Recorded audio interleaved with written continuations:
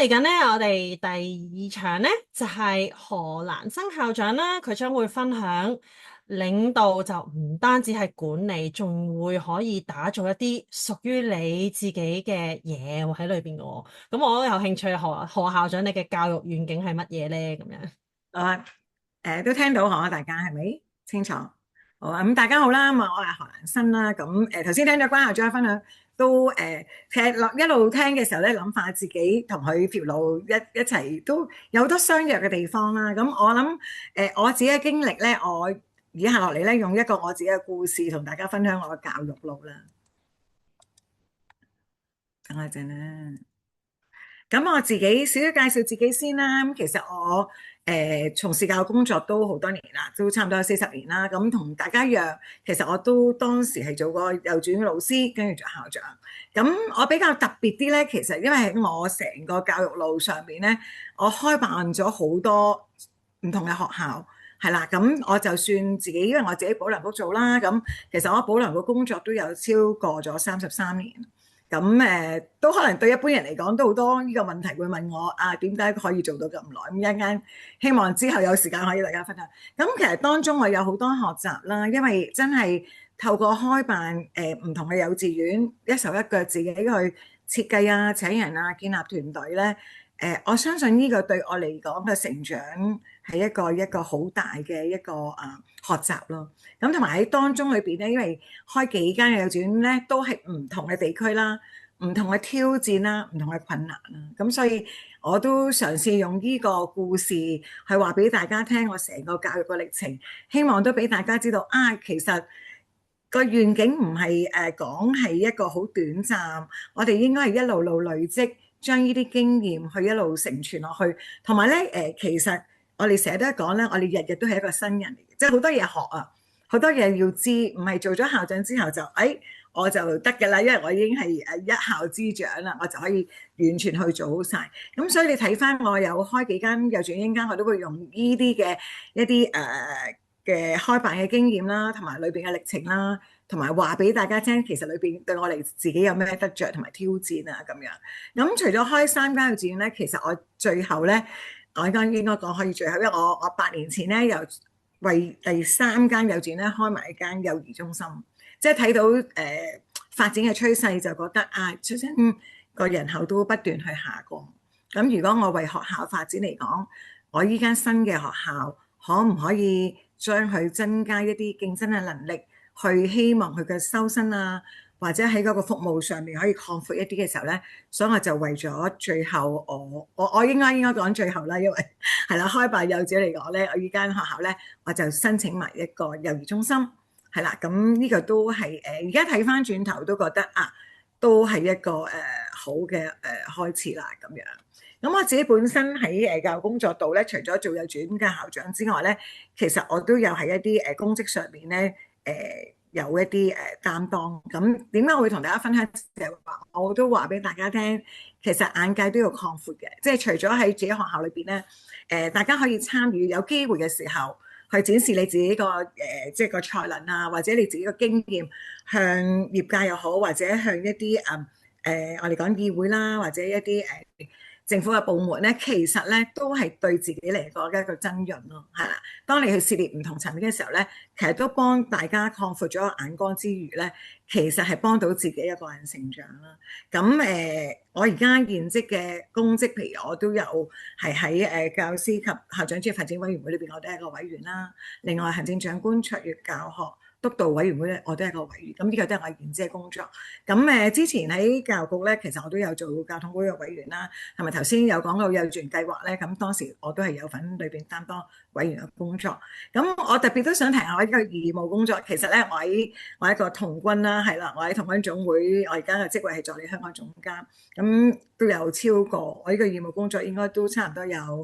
40年嘅時間。係啦，咁但係當中點解我有好多學習？除咗真係做一個義務工作，其實因為我個崗位咧係做傳訊及公共事務，做咗30幾年，所以我對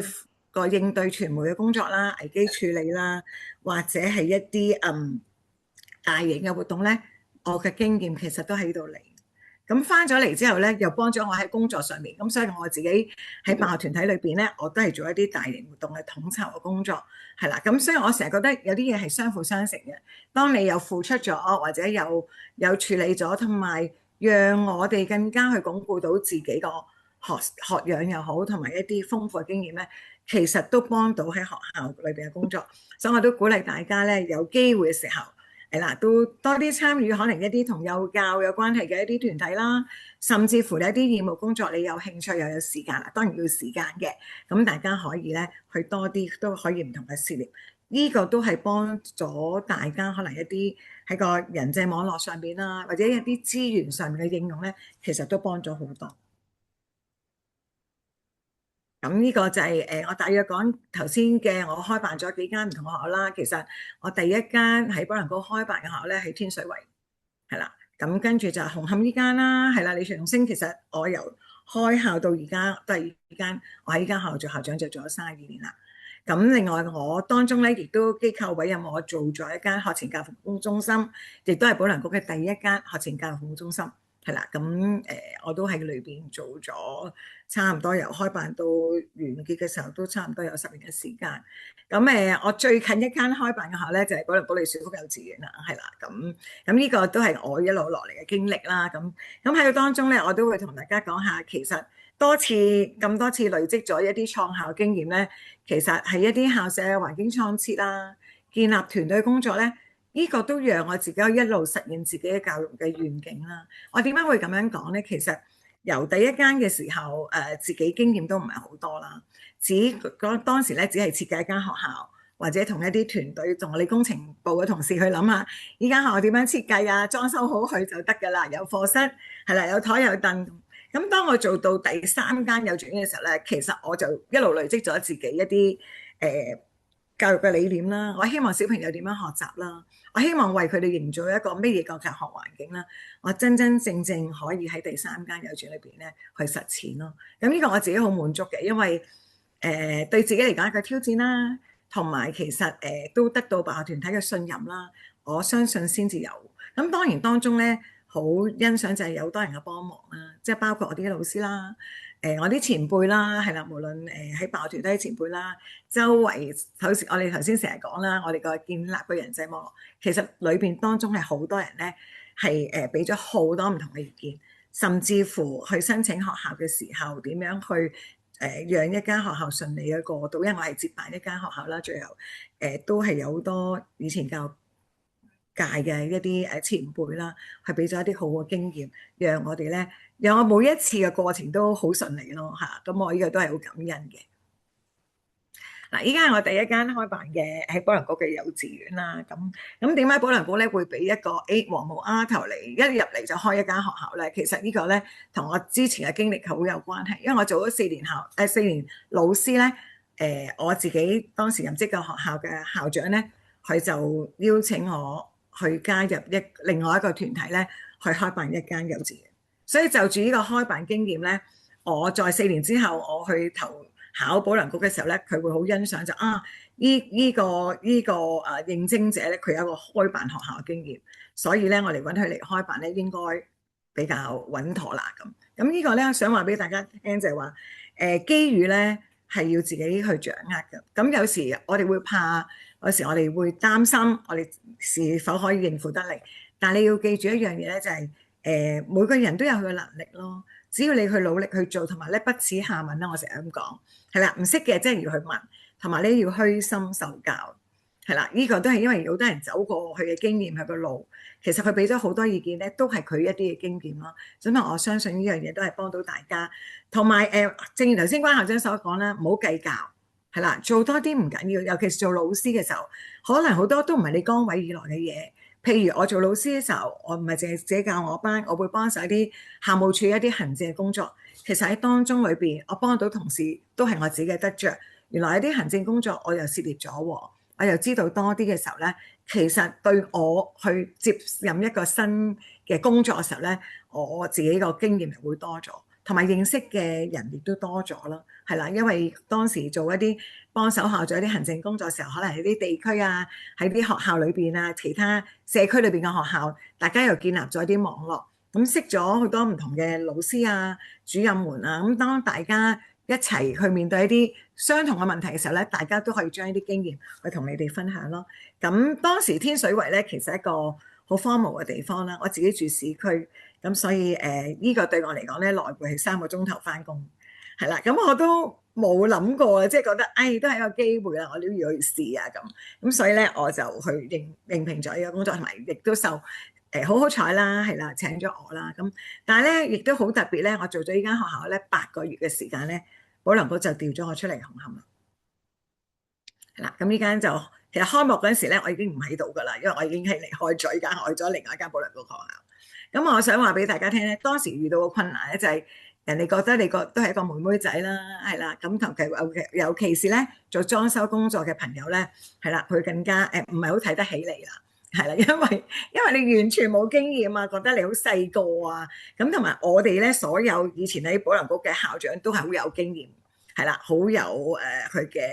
歷練啦。咁對我嚟講，一個新校長咧，其實好難啊，對嗰啲判頭啊咁亦都新發展嘅地區啦。天水圍以前你諗下，30年前都係一個新發展嘅地方，係啦。咁點樣去招新啊，建立一個新團隊啊？咁呢個都係我當時面對嘅挑戰。但係都好彩啦，因為以前屋邨係比較容易招新，即係一去到其實3個月嘅招新期，我已經係滿額㗎啦，成間學校。係啦，咁裝修亦都係好理順啦。咁雖然都好受氣嘅，同啲裝修師傅，但係都係順利去完成啦。因為我哋都係有摩擦之餘，大家有共識啦，即係都想為間學校做好咁樣。係啦，跟住就嚟咗紅磡啦。點解咁特別咧？你間學校都未坐定，就要嚟紅磡做啦咁樣，就係因為咧機構咧突然間攞咗一個校舍，係啦。咁呢個係好特別嘅，係唔係一個政府分配校舍嚟㗎？係一個咧出嚟要投標要承租嘅校舍。咁可能我諗相信管理層覺得我做第一間開辦嘅時候好好啦，係啦，又或者係都有信心啦。咁啱即刻接辦到呢間學校時，不如就調我出嚟啦。咁等我又繼續去開校。咁另外我原先喺天水圍間學校咧，就揾一個主任晉升上去做間，咁等佢可以理順啲，同埋唔需要再去面對一間開新校嘅挑戰咁。咁我自己覺得最大俾我吸引力就係翻嚟市區啦。我翻工時間短咗好多，我咧就可以多啲時間投入學校嘅工作，同埋咧喺依間學校咧咁啱啦，遇到個裝修嘅判頭都係同一個，所以咧對我嚟講咧，大家就可能又好多摩擦，就變咗一個好好嘅朋友。咁所以喺呢度咧，佢俾咗好多唔同嘅意見，亦都好信任我咧喺個工作上面，大家好調協啦。咁所以亦都好順利開咗間學校。咁所以你哋會睇到93年到而家應該差唔多32年啦。咁喺度亦都過咗32年嘅時間，好有感情嘅我對呢間學校。所以希望啦，即係我哋成個團隊都係一路好支持住學校發展。我有好多同事都跟咗我好多年啦，係啊，咁我主任都係一樣啊。係啦，當年嘅我挑戰頭先講咗啦，一邊又要上堂，一邊又要開課，同埋咧，我諗我最大一個困難咧，都想同大家分享，冇一樣嘢咧係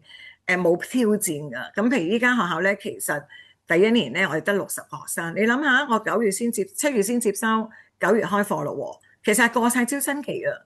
而埋呢個屋邨咧，唔係一個新屋邨嚟㗎，咁所以一啲都唔容易啦。咁都有好多人都會同我講咁辛苦開咗荒喺天水圍，點解要出嚟？咁我覺得都係一個挑戰，同埋我機構需要我嘅時候，其實我係咪應該有個承擔，我咪出嚟做咯，冇諗過其他。咁呢個咧，正正我都想話俾大家聽，就係有啲嘢唔可以去計較，或者用個利益啊，甚至乎可能自己係咪舒服咗？咁我覺得其實我而家成日都同我啲新進嘅同事講，都係一樣。機構需要你，同埋知道你有呢個能耐去應付一個新挑戰，我哋就要面對。有時唔需要去計較係咪嗰度我會辛苦啲，呢度會舒服啲。咁呢個都係我自己一路秉持住嘅信念啦。咁最困難一樣嘢咧，就係唔同大家或者一啲分配校舍，我係要俾租啊。咁呢個租咧都幾慘下嘅。我第一年咧係政府俾冇租金發還，咁我每個月今天我仲會記得就係12萬租。我第一年咧成世人都未爭過咁多錢咧，就係第一年咧我就已經負債144萬，係啦。即係第一次做校長，正如頭先關校長所講，財政對我嚟講好重要，所以百幾萬對呢個妹妹仔嚟講咧，事實真係雪上加霜。咁加上又冇學生，咁點算咧？咁都係咬實牙根，一路好似喺課程啊、學校裏邊嘅宣傳嘅工作啊，同家長工作不斷去做啦。咁所以咧，其實好開心啦。第2年我哋已經去到400個學生。係啦，咁都對我嚟講係一個好大嘅鼓勵咯。咁同埋好快咧，亦學校嗰個有學生就財政自然理想啦，人手又會多啦，係啦。咁所以咧，好快咧就亦都獲得政府發還翻嘅租金，係啦。因為你夠學生啊嘛，咁政府就覺得啊，你可以符合翻個條件啦，可以有多啲人去有呢個資源去用啦，咁所以佢就俾翻租金啦。咁當然啦，近年我哋都要面對就係間學校開咗30幾年啦，喺同呢個屋邨，咁周圍亦都面對咗好多遷拆啊、調遷啊，因為紅磡都係一個新，好多舊樓會重建，咁所以我哋都其實都會面對緊收生壓力啦。咁但係我哋都冇氣餒嘅，因為正如就當年嘅努力，我哋去穩定到嗰個即係儲備咧，讓我喺5年前我都用咗呢筆錢咧去再裝修我呢個校舍咯。咁當時咧都係啦，呢個係我新校舍嘅樣嚟㗎。咁裏邊咧都放咗好多心思落去啦，因為真係希望營造咗一個環境係俾小朋友一個有優質學習嘅地方。咁我想其實最想話俾家長聽咧就係我哋間學校咧係唔係淨係教小朋友嘢咯？小朋友入到嚟咧，其實佢係應該自我學習，即係佢會去探索啊，係會揾自己想學嘅嘢啦。我要吸引佢，同埋要自己揾答案。咁所以咧喺學校嘅設計度咧，我好特別咧。我如果大家留意呢個右邊嘅地方啦，我做咗4條渠嘅，係啦。咁我啲同事成日講笑呢個叫做4大明渠咁樣啦。咁呢一條渠咧就有2個潛望鏡啦，係啦。咁其實咧喺2條黃色咧左右咧係大家望住前邊咧係睇得到，即係你又睇到我樣，我睇到你樣，係啦。咁中間呢一個咧係橙色嗰個咧一個萬花筒嚟嘅，而藍色呢個咧係個傳聲筒。咁呢個所以小朋友咧通常入到嚟我哋間學校咧，家長都好啦，佢都會好好奇呢4條渠咧係做咩，咁就會自己去揾啦。咁當佢睇完黃色嗰條之後咧，其實佢就好自然咧，佢會睇橙色嗰條用睇，到藍色嗰條咧，佢都會用睇，但係睇唔到嘢嘅時候咧，佢都會諗下方法。其實咩玩咁就會用聽。咁呢個咧，我都希望俾家長知道就係我哋間學校咧，其實唔係啲預設答案啊，或者預設一啲活動，小朋友嚟我講佢就聽。我教佢就學咁，我希望小朋友就係透過去觀察啦，我哋好有趣味啦，係啦，亦都有好多營造咗一啲學習嘅環境，小朋友去揾咯，揾完之後去聽完睇完，去感受完，佢識得話俾你聽啊！其實呢度係點樣玩嘅，或者裏邊有啲咩好玩嘅，係啦。咁我哋希望將呢個信息俾家長。嗱，呢個咧就正正咧，希望將你自己嘅願景一路路點樣實踐落去咧。就喺依間學校，或者係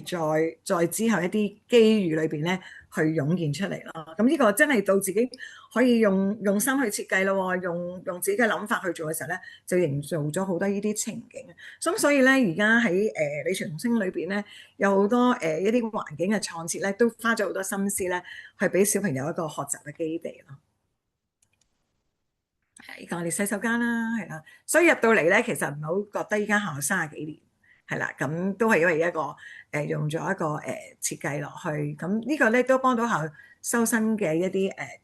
即係準備啦。咁另外咧，其實我亦都開咗一間頭先講嘅教中心啦，其實呢個喺保良局裏邊，咁提供咗一啲學前教育服務啦。咁當然當中可能會有一啲小朋友啲興趣班啊，甚至乎有啲到校服務啊 ，by service 啊咁另外當中咧，其實我哋亦都開辦咗，我諗少啲學校有嘅游泳班，係啦，咁我哋都成個機構最全盛嘅時期，我哋有差唔多有1000幾個小朋友咧係學緊游水，係啦。點解要做泳班咧？因為我哋希望呢個都係小朋友嘅求生嘅技能。咁你問我，其實我未做過教育中心，我係教書噶嘛，我做幼稚園，咁所以咁啱有個地方係啦，有個資源，咁機構想話會唔會用咗呢個本來一個小學校舍嘅課室，我哋可以善用咗佢咧咁所以我就由申請啦、請人啦、建立啦，去做咗教育服務中心。教育服教育服務中心咧到而家都有，咁我哋就冇咗學前嗰兩個字啦，又因應即係嗰個時代嘅轉變啦，咁所以我哋就會做咗一個叫做保良局鄭錦中，我哋叫咗教育服務中心，等佢個廣泛啲，咁會提供一啲我哋一啲到校啊，甚至乎一啲教師培訓嘅活動啊，佢哋而家咁樣，咁呢個都係當然啦，對我嚟講又係一個挑戰啦，因為未做過啦，咁同埋咧其實自己要計數啦，要點樣營運啦、招標啦、揾學生啦，因為嗰啲學生都唔係你本身自己幼稚園裏邊嘅學生，咁呢個咧對我嚟講又係多一個學習。咁所以其實喺個人生嘅路途上面咧，不斷都有接受挑戰同埋困難。咁所以大家咧就一路儲落去啦，儲住呢啲咧，其實你就係你個寶貝。咁幾時攞出嚟用咧，或者幾時可以去應用出嚟咧？咁呢個咧都係回頭再望嘅時候咧，呢啲點點都係好寶貴嘅一啲即係個時光咯。咁暫時我講最後一間幼稚園，我應該唔再開幼稚園嘅，係啦。咁咧就係我喺2016年嘅時候啦。咁咧我哋就有一個校舍啦。咁呢度咧本來就喺觀塘嘅順安邨。咁當時嚟講咧，就係營運者咧就收生不足啦。咁所以都好想唔愛依間學校放棄啦咁樣。咁我自己去睇依間校舍嘅時候啦，有機會我好中意依間校舍。依間校舍係2層高啦，係啦，佔接近差唔多2萬個平方尺，有一個好靚嘅戶外空間啦，係啦，課室都有14個，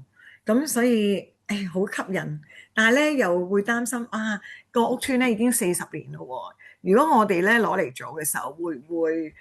好大嘅挑戰咧？同埋要投放好多嘅資源落去咧？咁當然啦，當時都好多嘅討論啦，亦都會獲得校董會嘅支持。就覺得啊，我哋可以一試嘅，因為好難得佢揾到一個咁靚嘅校舍，雖然好舊，係啦。咁同埋睇到一個形勢就係周圍咧都有一啲新落成嘅屋苑啦，同埋私人嘅屋邨啦，我哋會唔會都可以有機會做翻起佢啊？咁樣咁所以咧，我哋就透過向領展啦，係啦，我哋咧就攞咗即係去投標啦，攞咗呢一間學校嚟做啦。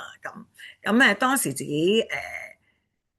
都臨危受命啦，係啦，因為都好想揾一個有經驗嘅校長落去令到依間學校去開辦啦，同埋最主要一樣嘢咧，我哋係接辦，因為咧當時都好想咧無縫交接，唔好讓當時剩翻嘅80個學生佢哋會感覺彷徨啊，或者冇學校啦，因為學校結束啦，會影響佢哋。咁所以同當時嘅辦學團體都有講到，大家都有一個，佢哋都好好啦，好希望啲學生真係可以順利過到。咁做咗好多功夫啦，當然就之前就係做咗一啲簡介會啦，讓現讀嘅家長對新嘅辦學團體有信心啦。咁自己都做咗1、2場嘅家長會，讓佢哋都知道，同埋又要去招生咯喎，係啦，咁都要營運啦。最重要一樣嘢咧，就係點樣可以透過咁短時間可以做裝修咧，係啦，令到依間學校去達到我哋自己機構嘅一個標準咧，咁所以我自己係用咗2年嘅時間啦，去規劃咗咧，係做咗一個裝修工程。咁當然啦，投放咗好多，當然係心力啦，同埋支持啦，咁都可以俾啲相大家睇下啦，係啦，依間學校咧前咧就即係話我哋未接呢間學校之前，呢間學校個外形就係咁噶啦。到我哋咧接辦咗咧，就係裝修過啦，係啦，亦都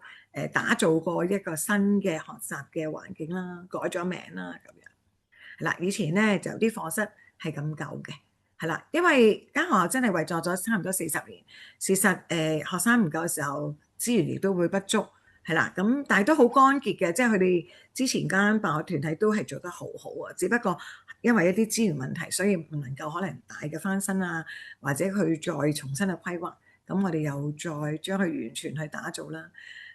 大家都睇到啦，呢度有2層樓㗎，咁我哋又營造咗一啲小朋友個學習嘅環境啦，係啦。咁最難忘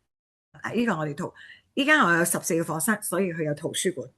係啦，咁有洗手間啦，2層咁樣啦。呢個就係我最中意嘅一個戶外空間啦。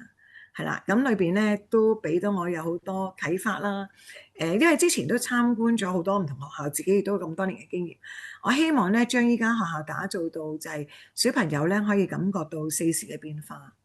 係啦，我哋好多室內嘅環境幼稚園係啦，好難去揾到一個戶外嘅環境咧，俾我哋啲小朋友真係唔容易啦。咁我希望小朋友咧真係可以感受到有陽光啦，有下雨天啦，係啦，亦都有啲唔好嘅天氣，佢又感受得到。咁所以咧，其實咧喺周圍圍住嘅課室咧，我哋個門咧，就算閂埋門都好啦，小朋友都可以望到出邊㗎。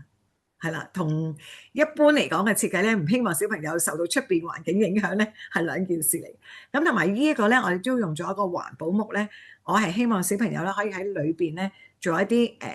活動啦，譬如有玩沙啦、玩水啦，甚至乎去做一啲大筆畫啊，用水彩嘅時候咧，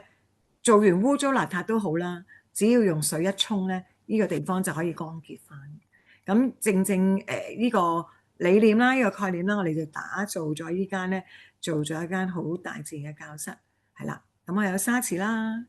有水池啦，我亦都有小朋友可以用到戶外嘅環境咧，去共同去一齊繪畫啦，係啦。咁係好開心，當時都有好多傳媒嘅報導嚇，因為都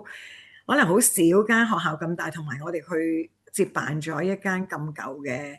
咁耐歷史嘅學校，其實都真係而家行翻轉頭睇，都係一個好大嘅諗法啦嚇。咁呢個咧頭先依家大家見到呢個係樓梯底嚟㗎，佢咁啱咧有兩層樓啊嘛，咁有條樓梯底，我就將佢做咗一個乾影室，係啦。咁小朋友咧喺裏邊可以玩到乾影嘅遊戲，係一個自然嘅乾影遊戲，唔需要熄燈，因為本身裏邊都冇燈。係啦，咁但係呢個咧亦都可以咧有條路咧可以出到去出邊咧，出翻通翻去頭先個 playground 度，咁都幾特別嘅，即係由一個室內嘅環境去到室外咁。咁呢度咧都係我哋一個視藝室啦。另外咧亦都種植咗好多，因為佢有個戶外空間啦，種植咗好多唔同嘅植物啦。咁我有好印象咧，就係開校嘅時候咧，我哋做咗個環保教育嘅一個教材啦，正正用咗一個大自然空間，都攞咗教育大學一個優秀獎啦，係啦，咁就係講緊生命教育嘅。咁啊，最後嘅時候我就開埋幼兒園啦，因為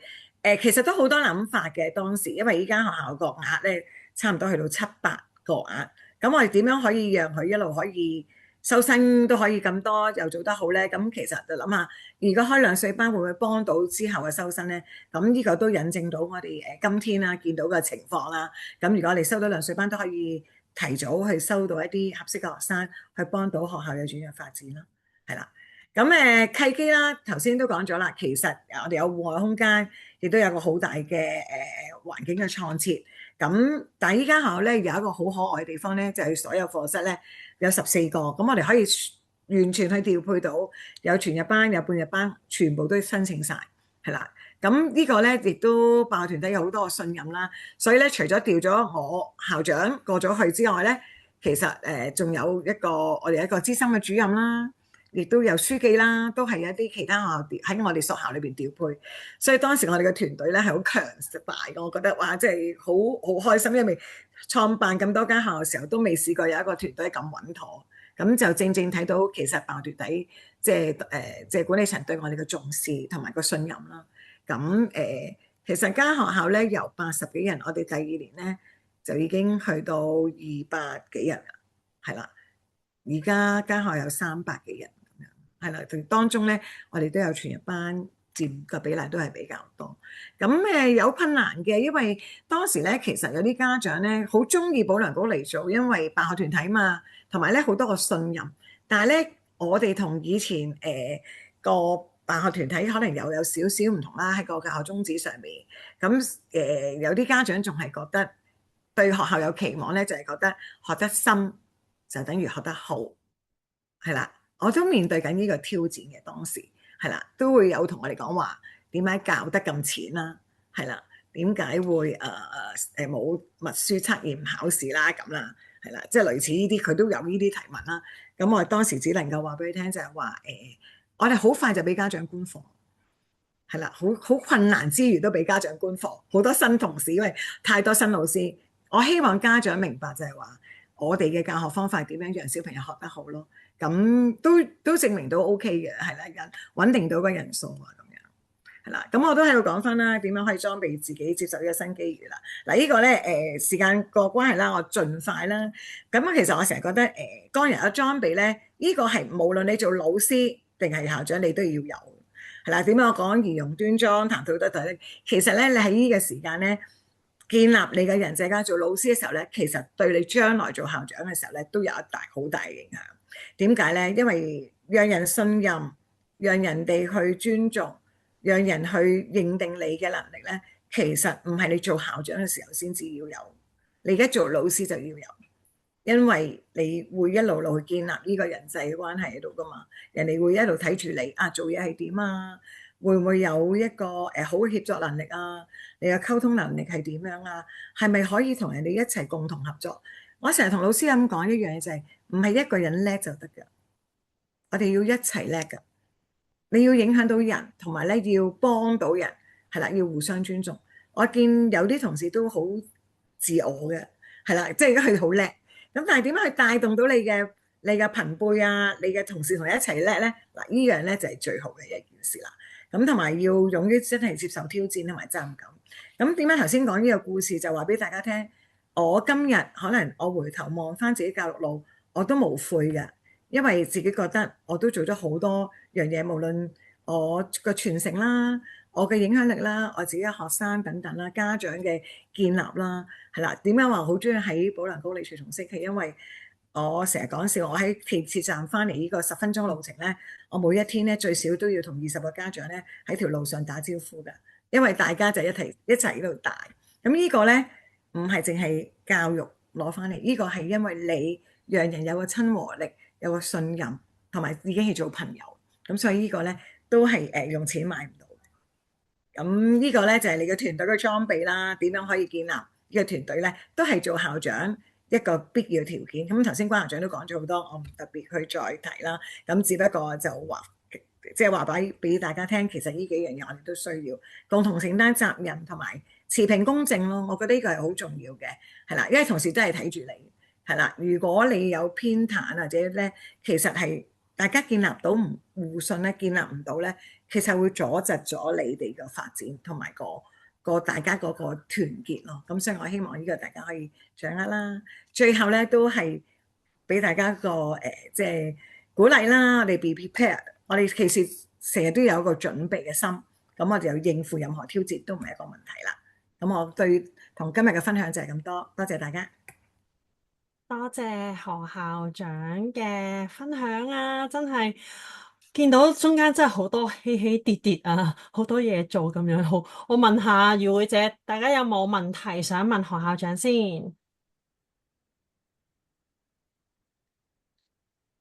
有冇？我想把握呢個機會去問啊，好啦，俾你啦。係啊，多謝你，我要把握呢個機會咁，因為頭先多謝我 be prepare 咗噶啦，Nancy 係啊，咁我咧好認同咧 Nancy 講咧，因為一開始我聽到你講嘅機遇咧係要自己掌握嘅，咁你最尾又結語嘅時候咧都回應翻我哋 be prepare，咁希望我哋咧可以機會留翻俾我哋預備好嘅人啊，咁我知道咧，因為好開心啊 Nancy 成個嘅何校長呢個專業嘅成長路咧，裏面有好多唔同嘅工作嘅經驗啦、體驗啦，曾經都有好多唔同嘅營運嘅模式嘅嗰個開校嘅經驗啊，其實亦都包括咗你一路工作裏面頭先 mention 過，我記得係話來回要3個鐘翻工，好吃力啊！咁亦都，但係咧都聽到你咧好好咧，就係唔計較係啦，即係都教我哋咧好多嘢都去幫其他人。咁我知道頭先你分享裏面好多公職啊，或者喺童軍啊，甚至乎喺職場裏面都幫咗好多同事去成長啦。咁其實我有一個好大嘅問題就係，咦，時間我哋得咁多，好似頭先關校長講個餅係圓形嘅喎，咁你點樣去 manage 到嗰個時間分配可以有個 work-life balance？我覺得我哋年輕新一代要考慮成為校長咧，呢一個係最大棘住自己啊！我要唔要即係我又要我人生又要我嘅事業咁啊？我見到何校長好成功，可唔可以分享下你成功嘅一啲嗰個嘅體驗係點樣嘅？其實咧嗱，我自己因為都係一個義務工作啦，咁其實呢個咧都係我成日去，因為我喺希同軍我都有做一啲訓練嘅工作啦。咁我哋成日都同佢哋講就係話，做義務工作又好，即係做工作一樣啦。你分配唔到咧，其實尤其是家庭，即係我覺得我重視家庭，係啦，家庭你一定要處理得好啦，係啦，咁你先至你可以放個心去嚟做工作咯。咁所以咧，乜嘢都好，工作係為重嘅，但係咧家庭都要平衡咯。咁嗱，時間自己俾出嚟嘅啫，點解我哋都可以分配咁多？就係、我哋好把握喺工作裏邊嘅時間，咁真係你翻嚟學校就全程去投入，同埋咧盡量咧去令到自己知道嗰一日你嘅工作點樣分配咯。因為我見過有好多同事都係即係好多嘢做，但係唔知做邊樣先。咁呢個我哋要分㗎，係啦，邊樣嘢可以快啲做，或者我可以處理得好嘅，咁呢個都係要幫到自己嘅，係啦，唔係時間問題，係你個決策嘅問題，係啦，有啲人係諗好耐都解決唔到嘅，咁會唔會簡單啲，俾自己要訓練下自己啦，有啲決斷嘅能力咯，係啦，我成日咁講啦，有時錯唔係大錯係唔緊要㗎，係啦，條路都係咁樣行嘅啫嘛。不過兜多圈同埋兜少圈，咁啊快啲咁。當你經驗累積嘅時候咧，你個決策就要快，尤其指令同事都係啦。你做校長都唔能夠有快嘅決策咧，其實同事係更加掌握唔到係啦。會唔會我哋簡單啲，快啲大家決定咗咁樣做，就咪一齊去做咯？錯咗你就要諗下，咦，今次做得唔好，下次點樣可以再做好啲？嗱，呢個就係幫到自己咯。咁分配咧，我覺得。家庭嘅時間啦，就或者啲家人嘅時間啦，父母嘅時間、子女嘅時間，其實你要自己分配㗎，係啦，唔好因為自己工作嚟損失咗家庭，甚至乎損失咗你家人咯。呢個絕對不能夠。咁大家呢個點樣平衡咧？就係嗱，我哋假期都好多㗎嘛，其實我哋點樣善用我哋假期，佢彌補咗你平時工作時間好忙啦。呢個都係一個好重要嘅時間分配咯。多謝洪校長嘅分享啊！我聽到一個好重要嘅重點就係決策力。咁我覺得呢樣嘢希望喺即係大家與會者啦，咁又有老師啦，又有可能中層領導啦，咁啊期待緊自己會唔會係成為校長嘅過程裡面咧，就要提升我哋嘅決策力啦。好，唔該晒校長。咁我將時間交翻俾 Jessie。